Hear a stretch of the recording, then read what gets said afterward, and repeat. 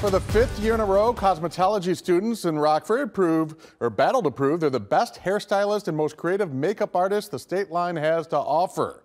23 News reporter Alyssa Reamer learns more about the 815 Showdown and why it's so important to the Rockford community. For the past 5 years, the Chicoche University in Rockford hosts the 815 Showdown to bring awareness to different things happening in the community. This year, the competition supports autism awareness.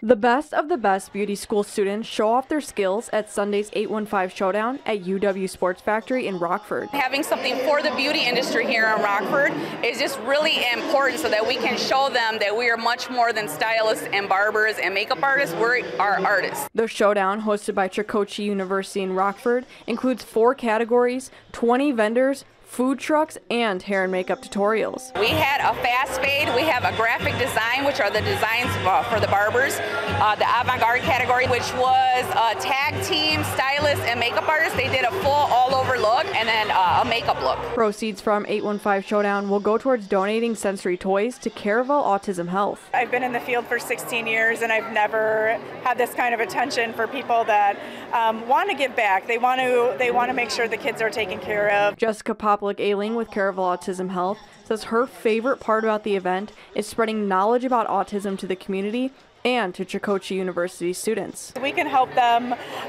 learn how to give sensory-friendly haircuts, and they can come in and help us with our kids to get used to the idea of getting their haircut. During the competition, people can get their nails done, relax with a facial, or get a free headshot taken thanks to Icon Studios and 67th District State Representative Maurice West. So a lot of people don't have professional photos for a job resume or for their business or for any other things that'll help them financially get better. Trying to empower individuals to get a headshot and let that be marinate on your social media sites when you're at your best self. West says his favorite thing about the event is the Rockford community coming together for such a positive reason.